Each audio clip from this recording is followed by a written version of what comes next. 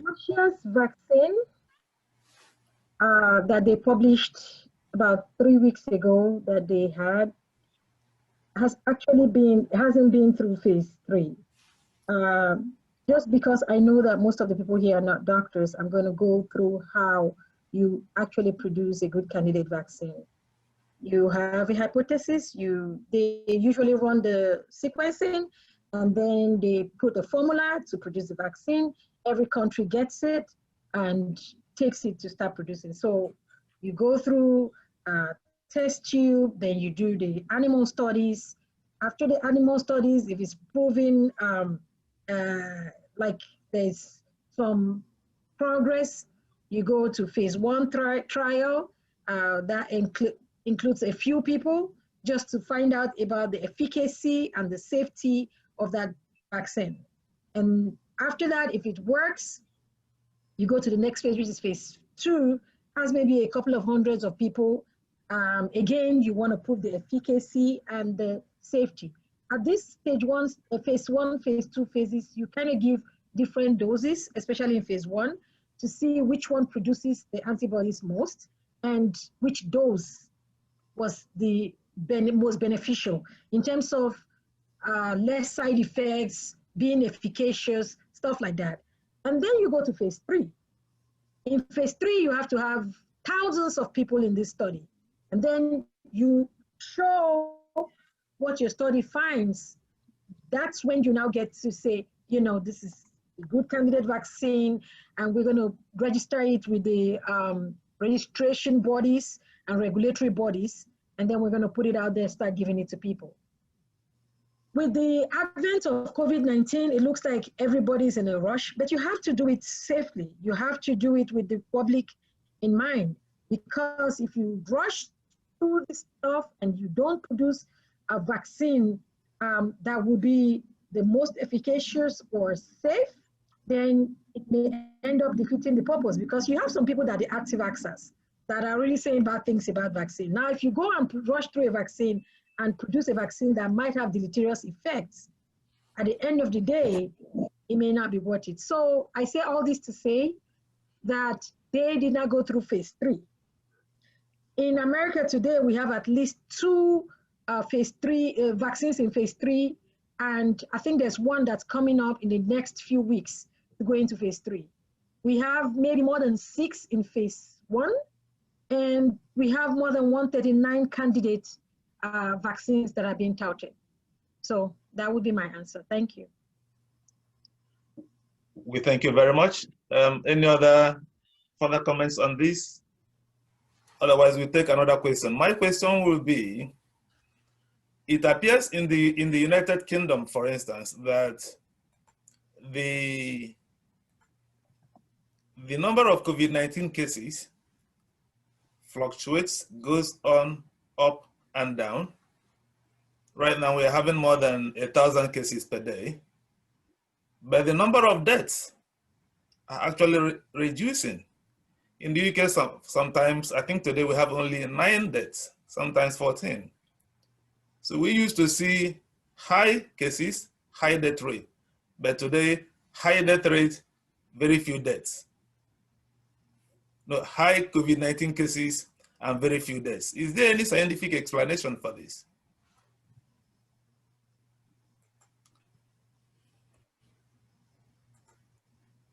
Prof, maybe you can kick off the conversation. Is there any scientific explanation for the phenomenon I have just described?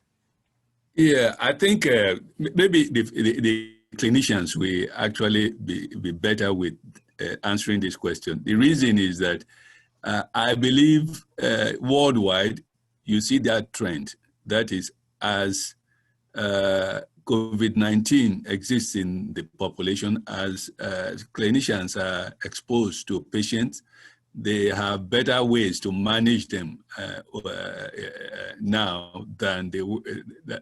I think Dr. Gertie actually mentioned that those days when when they were coming in, they were not sure of a lot of things, but with time, they developed better ways to handle the cases. That is my best guess at this point. Number two is that a number of tests have been coming into the market, and people have a better way of doing more and more tests now.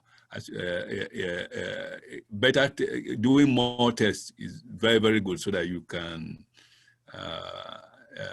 design prevention measures. At the same time, if you test more of people who may be exposed and infected but don't have severe disease, you are likely to increase the number of cases with fewer deaths. That is what I can think of at this time, because there's still no magic bullet, but I think clinicians have better ways to handle those cases now than before. Okay, thank you. Dr. Idowu, do you have any contribution to make on this point?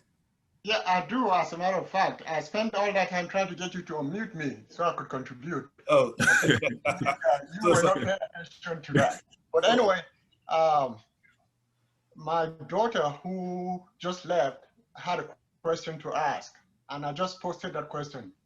And it says, I wanted to know if the host had any reservations about a potential vaccine being available by the end of the year. Do they think that that's too soon for a vaccine to be thoroughly tested? When can we expect to have one? That's a question from my daughter who just left. Right. So are you able? I believe that. Yes. I believe that Dr. Anyanwoke had answered that question, but I want to shed some more light on that. Just like Dr. Anyanwoke said, in order for any medication to be approved for use, there has to be a gold standard. All right? The time that it takes to meet that gold standard makes it unlikely for us to have any vaccine before the end of the year, because gold standard requires time. It requires very specific protocol. So to answer Benita's question, my daughter, that's not practical. If the Russians are claiming that they have a vaccine, the fact of the matter is that they have, whatever vaccine they have has not met the gold standard at this point in time. All right, thank you very much. Dr. Anyanwoke, do you still want to make any comments on this point? No, not on the vaccine. There was a question, right, about why the amount of death cases down while we're still having. So go back a little bit to 6, 7 months, 8 months ago. We were just hit like from every corner with this COVID-19. Yeah. It was a totally brand new virus, a novel coronavirus. We didn't know what we were dealing with. So, and remember that at least, let me speak, I live in Louisiana, so let me give you that case scenario. We have just had Mardi Gras. I don't know if you guys know what is Mardi Gras. It's like celebration here just before we start the fasting before Easter. And so a couple of weeks, 10 to 14 days later, we had just so many number of cases of the coronavirus disease. So you have the people that were unaware of what was coming, and it hit them, and it hit them really fast. The issue is that it kind of technically overwhelmed the medical community. And so you had so many patients in a system that's not created for that. And a lot of these patients were patients with comorbidities. A lot of them were elderly. They didn't stand a chance. And so you have overworked medical personnel and depleted resources in hospitals trying to take care of all these cases. At the time, they were rationing care. That was true. And so people that under normal circumstances, you have so many consultants, right? Trying to save this one elderly patient. We did not have that pleasure. So it hit us, and it hit us hard. Now, when we instituted the different measures and lockdown measures and face masks, wash your hands, religiously, and use hand sanitizer, social distancing, that decreased the number of cases. It doesn't mean these measures are going to stop the COVID-19. What it does is decreases the number of cases and allows the medical system to be able to handle the cases in a good number each time. I hope that makes some sense. And now, a lot of those people at the beginning that died are, like I said, elderly people, people with comorbidities. At least a lot of my patients that I lost, where they fell under this kind of category. Now, elderly people are aware that they are the endangered species. People with comorbidities are aware that they are the endangered species. So you see a lot of precautions people are taking. And then the people that are tending to not take a lot of precautions are mostly younger people, people with less comorbidities. And so even when they get infected, it's not going to be as severe to the point where we're getting to be saving people's lives or they're dying. And so if you look at all these factors and put it together, you will see that that's why, even though you have a lot of people having the virus still, remember when I made my presentation, I said 81% of the population will have, of the population that would have the virus will have either no symptoms at all or mild symptoms. And out of that 81%, half of them may have no symptoms at all. In fact, I think sometimes even up to 50% of the patients may have no symptoms at all. So even though you're getting the positives, you're not going to get the number of fatality as we did before. Thank you. Well, thank you very much. I particularly felt very enlightened by the explanations given by our hosts this evening, because this is a question that even the media have not been, they just put the question out there in the air and nobody has, well, to my knowledge, made any effort to get the answers out. So thank you very much. We see some questions out there posted by some of our listeners. Let me...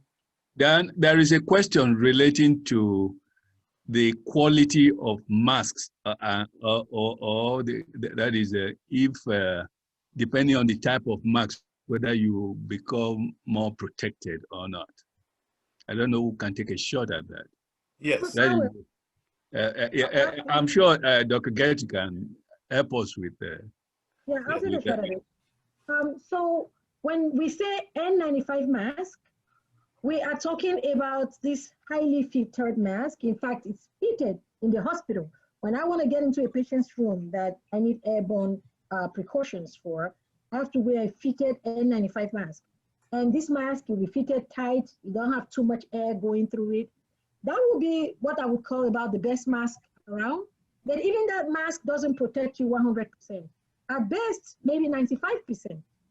Now, the surgical mask that we have, that people wear, those masks, I would say average maybe 70 to 75%, but look at it in the ballpark, depending on who produces it, between 65% to 85% protective.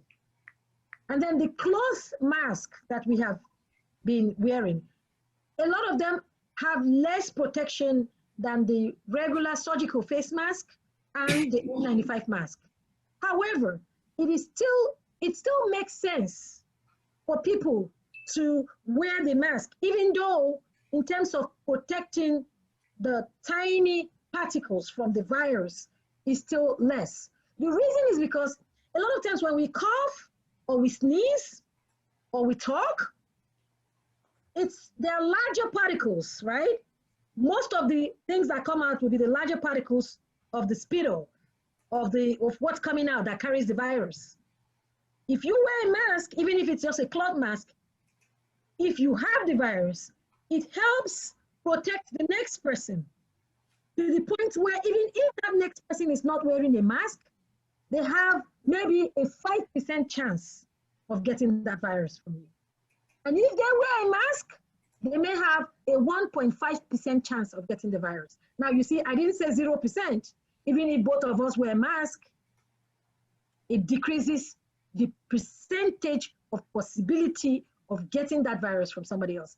And this is why we keep talking about wearing the mask and also doing the social distancing, if possible, for us to keep washing our hands with soap and water for at minimum of 20 seconds, or use sanitizer where it's more convenient. All those things help in totality in terms of mitigation. Thank you.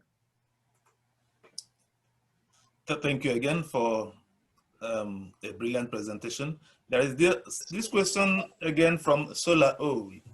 He said, what is this story of herd immunity? Herd immunity. Are you able to go on with that as well? Or, yes, sir. Or do we get Dr. Idowu to chip in before you? No, I like that. And you're talking about that. Herd immunity, and that's a very good question, by the way. So you see, herd immunity, is the theory behind it, and it's a very sound theory, is that if you have a number of people in the community get immune to that virus, right, it will help in protecting others from infection. You see all these people talking about anti-vax, they don't want to vaccinate their child for measles, they don't want to vaccinate their child for measles. It's because the rest of us are taking the vaccination and giving it to our children.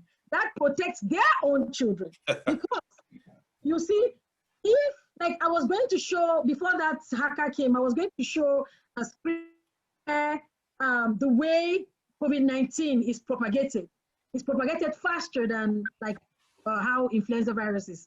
So influenza virus, maybe if I sneeze, the next person, or maybe I'll give it to one person, and that one person give it to one person. With COVID-19, if I infect people around me, I might infect 2 to 3 people at the same time. And each one of those 2 to 3 people will infect 2 to 3 people. And each one of those, you see, it magnifies. So let's come back to herd immunity. So if I take the vaccine and I'm protected, and you take the vaccine and you're protected, and Dr. Idowu takes the vaccine and he's protected. Now put somebody in between me and you and Dr. Idowu, and then somebody else that's not vaccinated in between him and 2 other people that are vaccinated. You see, it's almost like you are stopping the fire. Because I'm vaccinated, that person that's next to me that's not vaccinated and has COVID-19 is less likely to infect me, right? And that person is less likely to infect you or Dr. Idowu because we took the vaccine. So if we get to a point where we have a lot of people that are protected, either by the fact that they have the infection and developed some degree of immunity, or they have been vaccinated, it decreases the chances of everybody else getting it.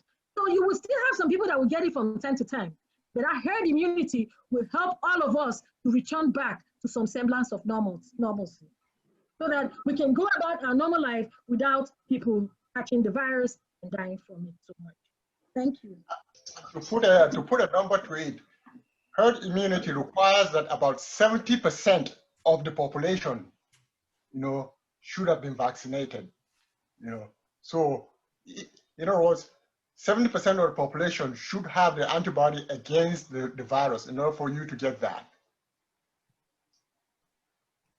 Right. Okay. We thank you very much. There is this yes. Hello, Dan. Can I quickly say something? Yes, go ahead with your question. Yeah. My question is directed to our doctors in the house. There is a video that just went viral today, or rather since yesterday, but I published it today. An Italian doctor was advising Italians against taking in the vaccine, that the intentions behind the vaccine is sinister and not helpful. I don't know if any of us has seen that video. It has gone viral yesterday. I did. It's crazy the times we are in. The times we're in is crazy. And when people that are supposed to be in good position of authority, when they start giving such information, I cannot blame the public for not knowing what to believe. If you have a doctor that with all the training to start saying, oh, they want to kill you people by weakening your system with this vaccine, and then you all die. So to whose benefit? He says they want to decrease the population. You see, I am sorry, sir, I cannot explain why he has that views. I don't think it is fair to ask any one of us on this panel to explain why that doctor has that view. I am an infectious disease physician. I plan to take this vaccine. Whenever it comes out, I will take it first and I will give it to my family and I will administer it to all my staff that want the vaccine. That's how much I believe in it. So maybe me too, I want to die, or I want my family to die. It's ridiculous. I don't think that merits any more of this answer. You have a lot of people with all these theories. Fauci is the Antichrist. What is the other one? Bill Gates killing people. This and that. Based on what? 5G is the devil. Is the COVID-19 came from 5G? I don't understand why people see that. It's just, and then with the social media these days, anything can go viral. You have the people that are saying talking. You have the people that I don't know if they are saying talking. I cannot begin to explain, and I refuse to explain. I hope this is not, my explanation here is not published in public, because I do not want to join issues with anybody. All right. Actually, I concur with you, Dr. Anyanwoke. I'm glad that you're pointing this out. This is truly, truly crazy. We live in a world where people can come up with all kinds of nonsense. If this was to be a political forum, I would have expressed my ideas about that, but I'm going to reserve that. Okay. I think it is better for us to not believe some of these conspiracy theories. It is we can make as much effort in our family, within our family circles, folks meeting like this, to dispel them, because there's so much of it out there. I don't even believe that doctor said that. I don't believe it, except the guy is crazy. Let me tell you, there is a software out there. You can make somebody to say anything. The software learns exactly how I talk, and you write nonsense, and it will reproduce that thing that is written that I didn't know in my own voice, and my mouth will be shaking along with it. So there is so much out there that anything you see that look too spooky, be sure that eventually it will be spooky. Be suspicious, and it usually don't turn out well. There are tales that my people in Edo are almost running out of their homes. They say there is a horde of Fulani coming from wherever to exterminate everybody. It is not true. They're just creative problems. There are criminals out there for sure. The government should do much to control criminals, that's true. But taking things out of proportion and trying to cause fear and disunity and unsettling situation in the society is really, initially I thought it was just childish. But when you begin to talk with serious-minded people who are drawing your attention to, look, there's really, for example, somebody is trying to say that there is a fake Buhari out there. Let me actually say it. I was born in. Yeah. It doesn't make sense. Okay, we thank you very much, Prof. One more thing, please. One more thing, please, Mr. Dan. Just today, I also produced a report I got from Reuters that that some UK researchers, military researchers, working on a report that mosquito repellents seems to be able to kill COVID-19. How reliable is that? Does that make some sense? I don't have any data or any report. They have to publish it in a good journal for us to read it, and then we'll be able to give you a feedback on it. Yeah, I saw one actually relating to that. I thought it was just the general disinfectant effect you can have from anything. Exactly. Not necessarily anything to do with a mechanism. Look, if you take, I can count as many things as you can that will kill any microbe. It's a disinfectant. Yeah. Engine oil, whatever. There are so many things you can use to kill microbes. If that is and they can kill any living things. So it's not everything that kills a living thing that is used in a therapeutic manner. Exactly. Okay, let's take another question, please, before our time is quickly running out. We have Mariam Aminu, please. I don't know whether she's still there. Mariam Aminu? All right, she was raising up her hand. She also posted a question, and she wanted the question directed to Prof. Igietseme, please. She said, with the G mutation and the fast rate of mutation of the virus, what do you think of the effectiveness of the vaccines being developed? Well, most of the vaccines that are out there are based on key proteins that target relatively conserved areas of the spike protein, especially the okay, Prof, let's allow Mariam to ask her question. Can you hear me? Yes. Yeah. Good evening, all. Yeah, go ahead. Hello, good evening. Go ahead. Can you hear me? Yeah, I was just wondering, with the rate of mutation of this virus and the G mutation, now knowing that the virus is an RNA virus that undergo mutation very, very fast, I don't know what is going to happen with these vaccines that are being developed. Do you think they are going to be very, very effective?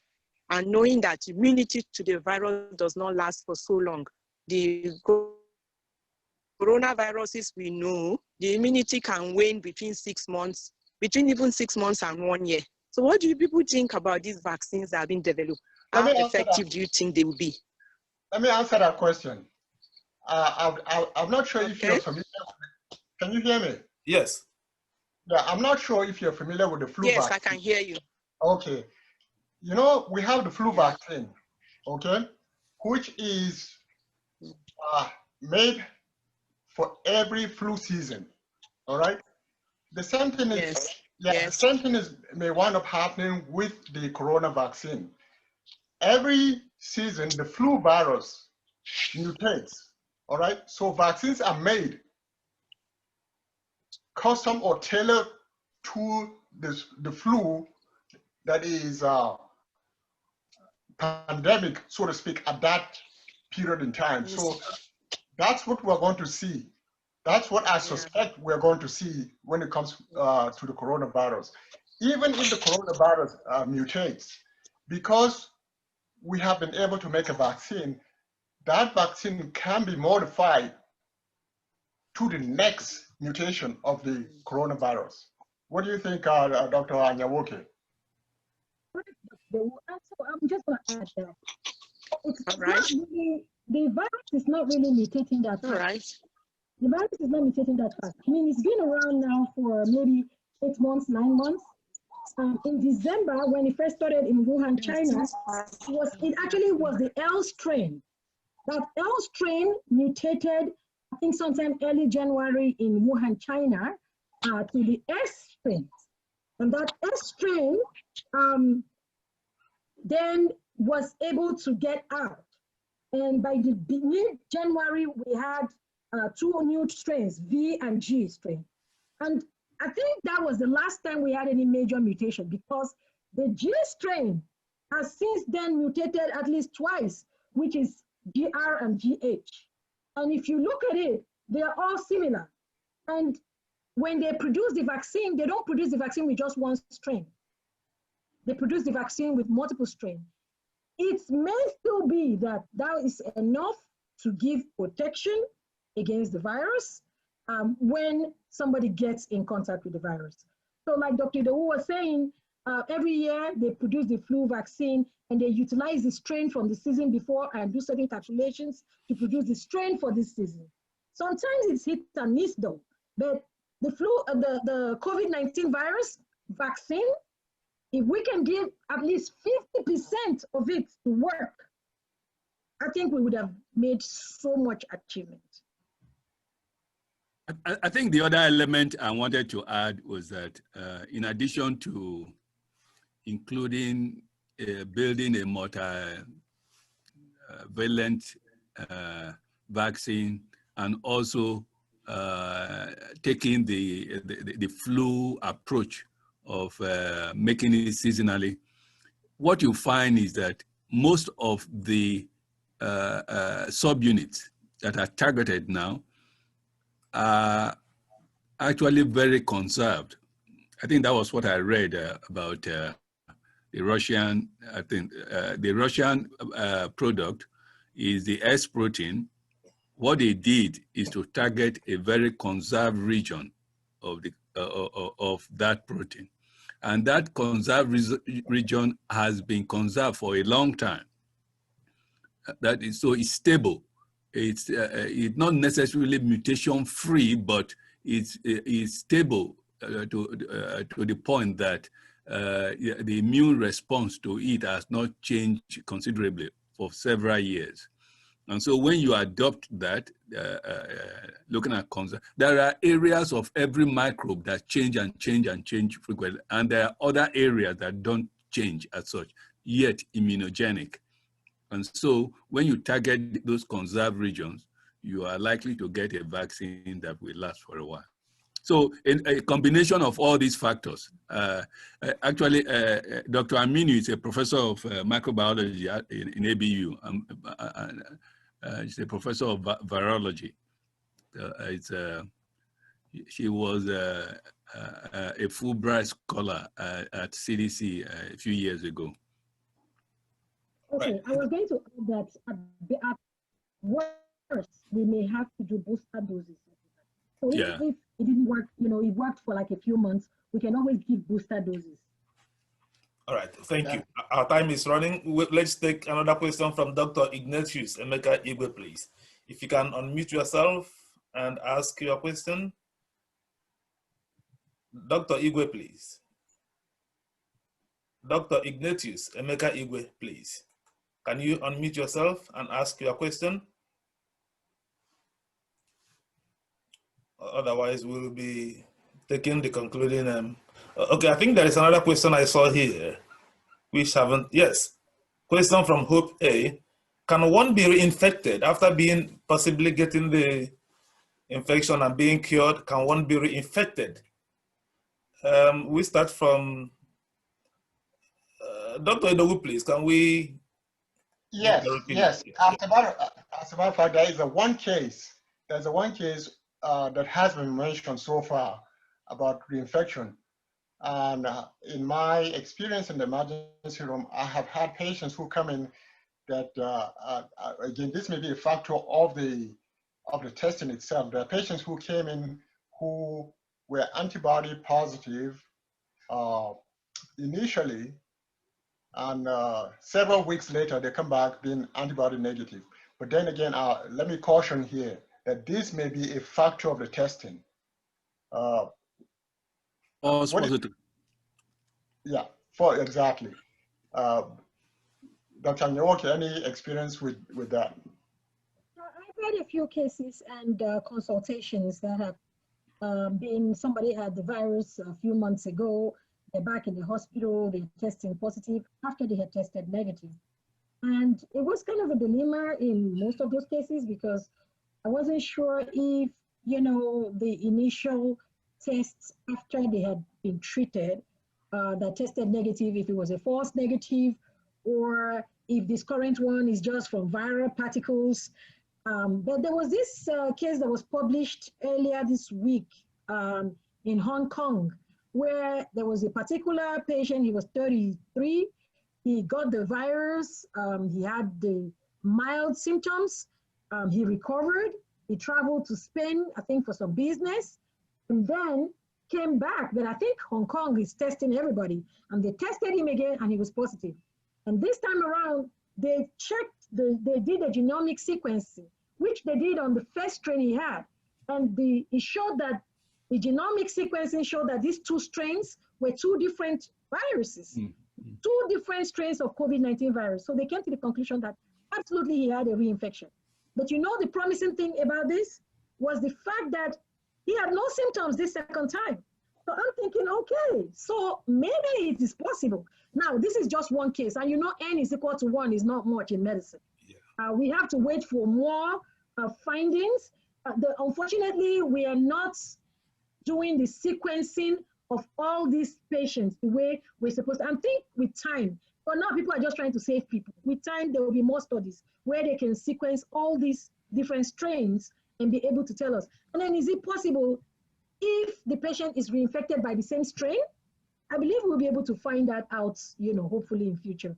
But I'm tempted to think that there is reinfection, because if you look at the other common coronaviruses, they do have reinfection, like the professor, was it Professor Aminu was talking about.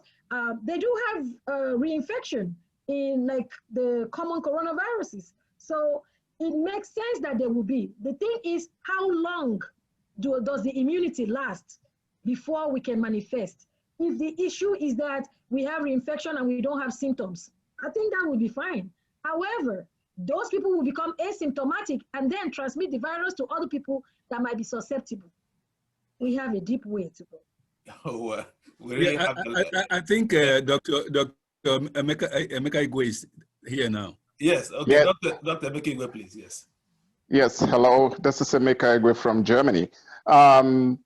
Yeah, my question is, what are we actually thinking about convalescent serum, and how do we think that the therapy using serum from people that have been infected will really speed up the therapy for COVID?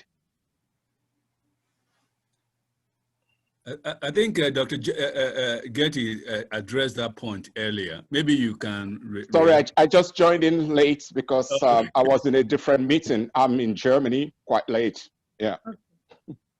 So the thing about convalescent plasma is theoretically it should be able to work, especially with high titers of the immunoglobulins that should produce neutralizing antibodies to take care of the viral infection.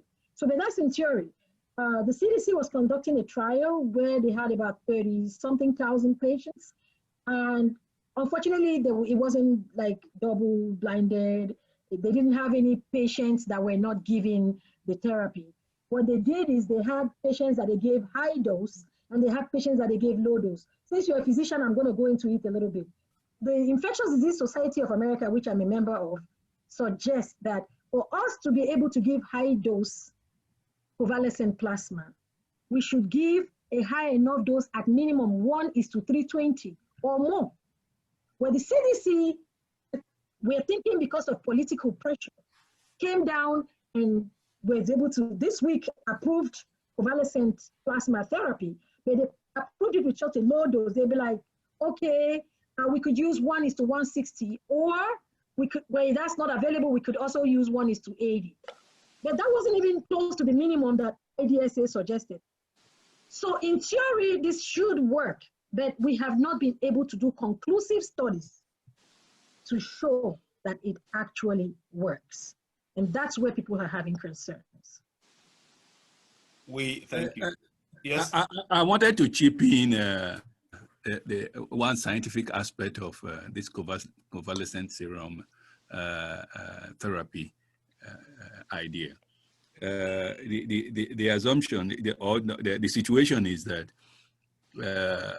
people who recover, you know, it was very popular during Ebola time, for at least for acute cases, people who recover from the infection, if you take their serum, it contains antibodies that can protect anybody who has an acute case from the disease. The direction of the research, because it's potentially an effective way to really address acute cases, is what you also presently have for some antivenoms for snake and some of these deadly toxins. what you have is that you produce antibodies against them, you isolate the antibodies, and an antibody has a binding region. And if you can get the sequence of antibodies that have very high affinity for the microbe or toxin, you can actually clone out that part from the, by doing reverse genetics and prepare tons of that down. And that is likely to be the direction in terms of more science, because how many people are you going to be able to get to bleed and collect sera and keep waiting for people to use it on?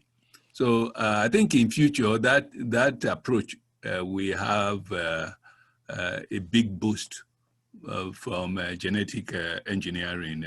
If you do reverse engineering, you have a lot of those antibodies. They can be generated down, and but let's keep our fingers crossed. In due course, when they have enough of those sera, the research will take it to another level.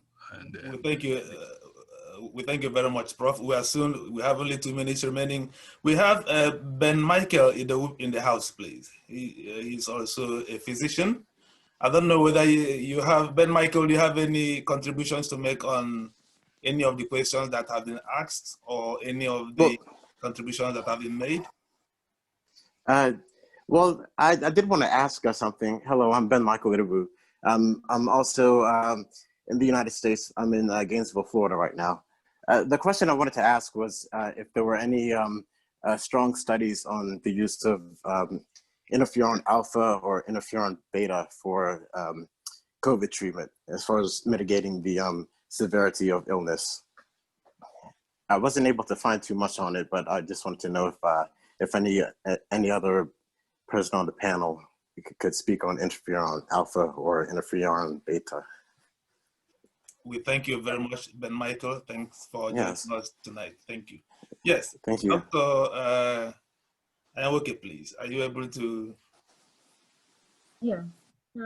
So I know that once we started seeing cytokine storms, and then earlier on we find out that IL-6 was being produced, unlike in the other coronaviruses where they produce IL-8.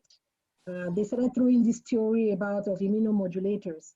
I don't know of any comprehensive study that has been completed right now, but I know that there are some that are ongoing. That's probably why you haven't found anything. I see. Yeah, there are some that are ongoing, but there's nothing that has been published yet. Okay. There's an Italian group working on it, on the interferon thing.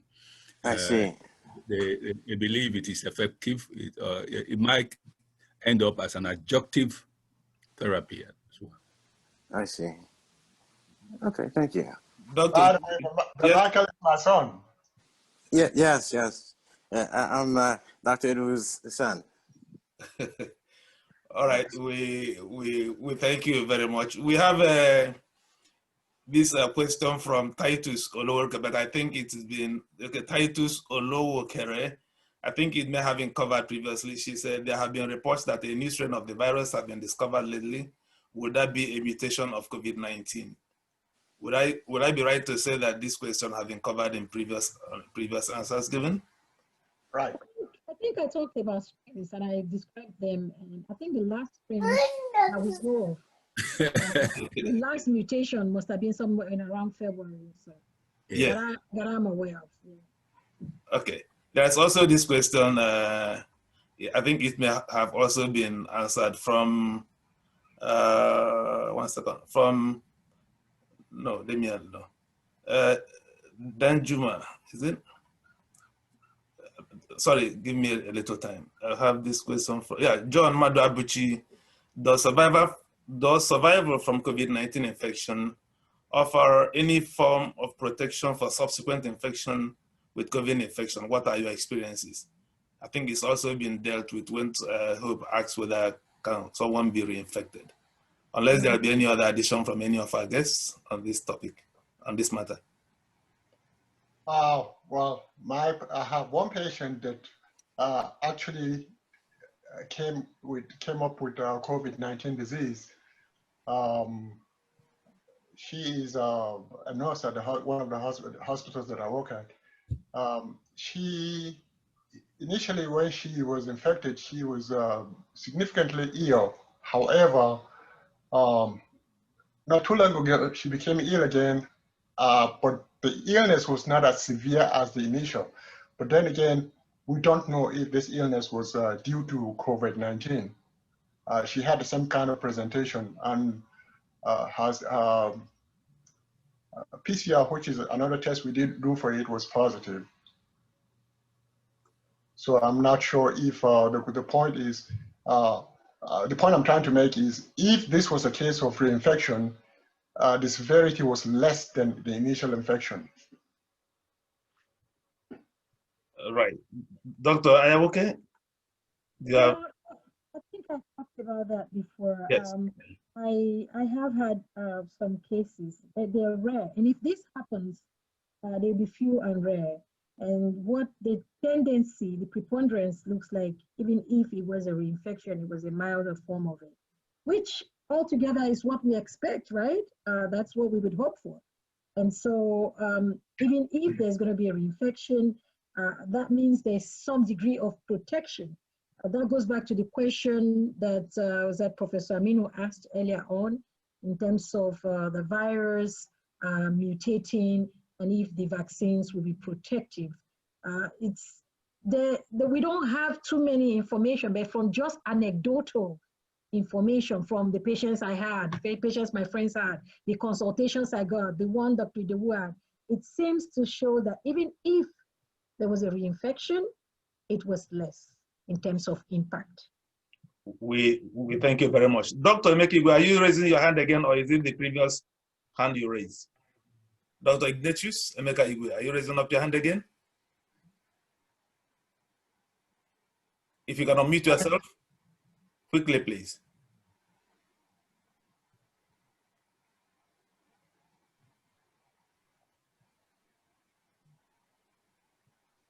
Maybe you should unmute him. I try to. I can only. Okay. All right. He has. Okay. Can you hear me now? Yes. Quickly, please. I'm actually sorry because I joined in quite late. Yeah. The thing is there any kind of research going on COVID in Nigeria? Because that's something that I'm very much interested in. I think I was aware of a Nigerian group that actually said they sequenced the virus. I was asking Professor Aminu sometime whether she knows any biosafety level 4 in the place. She said there was probably some. So it's possible, because I'm not sure of how else they could sequence the virus if they don't grow it. It's maybe from the little sample out of the nasal swab. I don't know, but it will be a big question. It will be very scary to really do dangerous research in an environment where you don't have 24/7 light and electricity. Because if you are in a containment and the light goes off, and it's really, you really be at risk. So that's all I know. I'm not sure of it. Yes.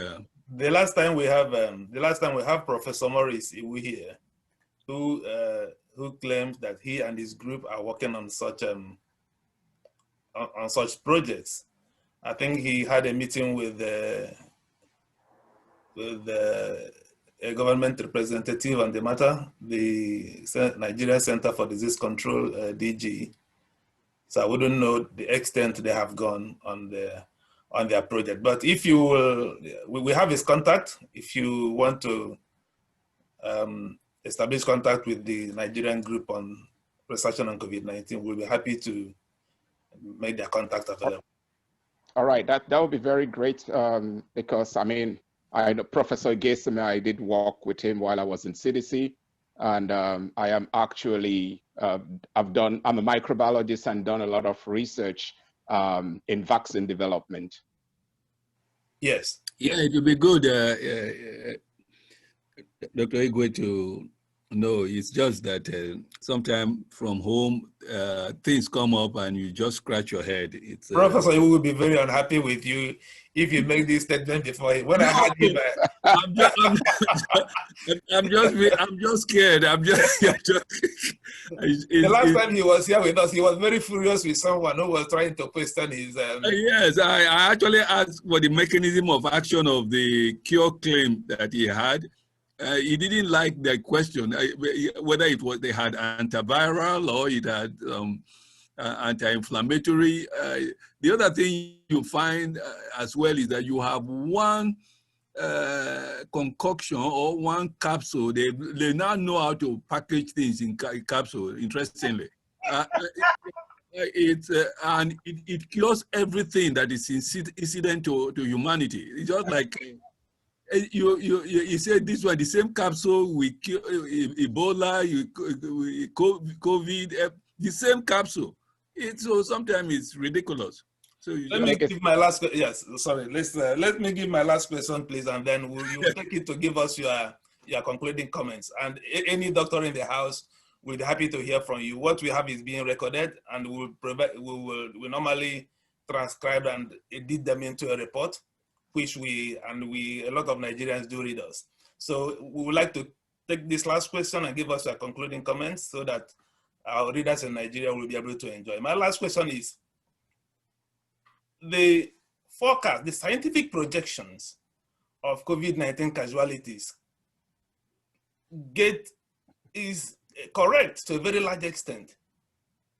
The scientific projections, for instance, in the UK, the scientists here said if 20,000 people died, that would be a success on their part.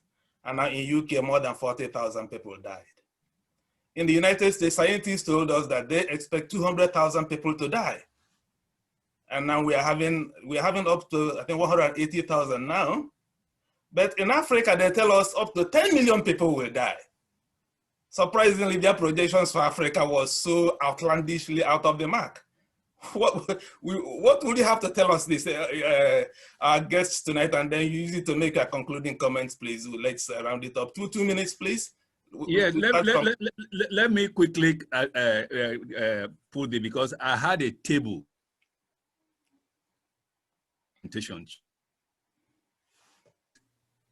that is two and below for most of the countries in Africa, and based on diagnosed cases, I had a big problem with the testing. The testing was very low. However, of the diagnosed cases, the death rate was not over 2%. And I have been thinking about it, because in the UK, it's more than 12%. In several European countries, it's so high. Even those that have done a good job with testing. The point is that if the death situation as predicted for Africa pans out, by now we'll have coffins all over Lagos, all over Edo, all over the place. But the fact that we don't see it will suggest that there is something. I don't know what it is. I don't want to invoke genetics, because Black people outside of Africa are susceptible to COVID. And so I'm not sure what it is. What some people have alluded to the underlying anti-malaria therapy that people are on in Africa. Well, that may be, but even South Africa with a lot of testing, they still have very low, about 2% of the death rate, still about around 2%. So there is something in the continent that is yet to be built into the equation. That is what, because the death rate is surprisingly very low. That is an important, it's the death rate is surprising. It's beating almost all the conventional predictive models that we have out there. We thank you. Dr. Anyanwoke, please. So I think the issue with Nigeria in particular and Africa as in general is peculiar. And I think the factors are multifactorial. We don't do enough testing. We don't have the capacity to do a lot of stuff to help us with the diagnosis. People are dying, but they term it other ailments, or sometimes they don't give it any diagnosis. A lot of people don't die in the hospital system. You don't know what killed them. So it's multifactorial. It's very difficult to say. The projections that they had in Africa, I'm not sure that anybody particularly gave a good number, but I would say that the virus is known to not be that active in warmer climates. Although we've had it in Nigeria, we've had it even in Kano, Kaduna, which places that are known to be very hot. Unfortunately, we don't have the resources to figure out the answers to these questions. And I think that is the least of Nigeria government's problems, to spend money on such for us to figure out why and what's going on. I can't give you more than that. Thank you. Thank you. Dr. Idowu, please. Well, something that came into mind is the speculation that the BCG vaccine that most of us who came from third world countries have received may have something to do with our acquired immunity against the coronavirus. I think that's worth looking into. And as a matter of fact, there has been either a retrospective study that are looking at to see what role did the BCG vaccine that most of us received is playing now in our immunity against coronavirus. All right, we thank you very much. Dr. Ignatius, we will be happy also to hear from you from Germany.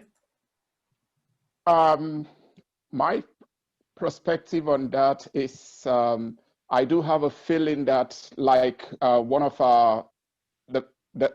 the guests mentioned, that we do not have enough data, and that people don't die in our hospitals, or that they die at homes, and we do not have enough data to actually tell what is going on.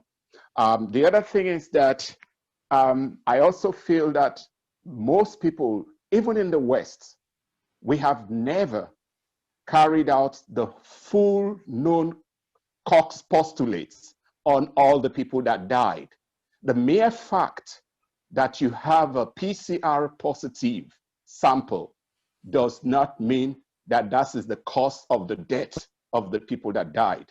So in the level at which people died initially, most of them may not even be COVID related. I mean, that's actually what I think, because they did not actually carry out the postulates, meaning isolating the virus to get the same effect. So there are this data that we have so far. We thank you. So that's my take on that. Thank you very much. Yeah. Ben Michael, if you are willing to or able to make any contribution on this subject, we'll be happy to hear from you before we call it a day. If you are still there, or you can unmute yourself. Yes. Oh, hi. Yes. I guess this past weekend, I also read this open letter from some team of researchers based in Brazil, but it involves some statisticians and mathematicians and other physicians in the United States and also in the UK, talking about the various studies on hydroxychloroquine. The conclusions did not match with the numbers that were in those studies. And there seemed to be some correlation between the onset of receiving the hydroxychloroquine therapy and the mitigation of the symptoms. And that correlation didn't seem to be included in these studies in Annals of Medicine, the New England Journal of Medicine, and a few other scientific journals. I just wanted to bring that out and see if anyone had gone over the study design of these hydroxychloroquine studies. Okay, we thank you. Let's just take just one comment on the matter before we round it up. Any speaker taking it up? Any takers, please? So, okay. Were you going to talk, Prof? No, I said, well, the clinicians, we know whether it worked or it didn't work. Okay. And you already addressed that you had tried it. And, yes. And there's been a number of studies that have been published so far. Some of them are very little, had little numbers, so that wasn't like, big numbers, so that it's not that good. But the preponderance of the evidence doesn't seem to pan out. However, there are still ongoing studies that are being done by the CDC. I would just wait because they are much larger. I would just wait a little bit more for their results. Yeah. Yes. Are you speaking of the COP study as well? Yes. I see. Yeah, I was looking into that design, and it seemed that the dose of the hydroxychloroquine is pretty high. And it looks like the people who use it successfully use it in combination with zinc, which is not an arm of this COP study. So there've been various studies. Some of them looked at just hydroxychloroquine or chloroquine. I think a couple of them have been just chloroquine. Most of them have been hydroxychloroquine. And some people looked at it with hydroxychloroquine and Zitromax and zinc. Some looked at it just hydroxychloroquine and Zitromax. Some looked at it with hydroxychloroquine and zinc. The jury is really still out there. But preponderance of the evidence is not panning out. There's been a few of the studies that seem to be supportive, but those studies can be said to be a little flawed. And their numbers were not that big. So that's why we're waiting for these bigger studies that would hopefully put everything into perspective. Yes. Well, thank you very much. We thank you very much. It's been a wonderful evening. Dr. Benedict Idowu, a renowned neurologist, having a lot of personal experiences on COVID-19 cases in the United States. We thank you very much for being with us tonight, to make it more than 2 hours available to us. That's extraordinary. Thank you very much. You're welcome. Dr. Anyanwoke, please, thank you very much. An infectious disease specialist. I understand you've had a lot of, this is your area of specialties. You've created a lot of time to deal with such cases in the United States, and yet you were able to bring out time to be with us tonight. We thank you. May I add that I'm here because one of our strategies in the Association of Nigerian Physicians in the Americas is to be able to be out there helping our community, especially during this time of COVID-19. I'm also the chair of the AMPA Infectious Disease National Committee, as well as the chair of the COVID-19 Task Force. It is my mission, it is my goal, it is my honor and pleasure to be here. We thank you. I will have come to that later on, but thank you very much for pointing that out. Professor Igietseme made me aware of the work your task force has been doing, and in this area. So we thank you very much for bringing out time from your busy schedule to be with us tonight. Professor Joseph Igietseme, a well-known face in our program, we thank you very much. Last time, Nigerians who attended were very happy that in as much as many have read about your research efforts in several other fields, and now on this field, they were happy that we are benefiting from your expertise and research and immunology and infectious diseases. So Prof, thank you very much for being with us again tonight. Thanks, Dan. It's good. Keep it up. You're doing a great job with journalism. Let's point out to especially our listeners that Doctors Benedict Ido and Dr. Anyanwoke are chairing AMPA COVID-19 Task Force for various medical missions. They belong to Association of Nigerian Physicians in the Americas. I also understand that you undertake a lot of medical missions to Nigeria. We will be happy to help you to publicize it. Prof, you are my contact.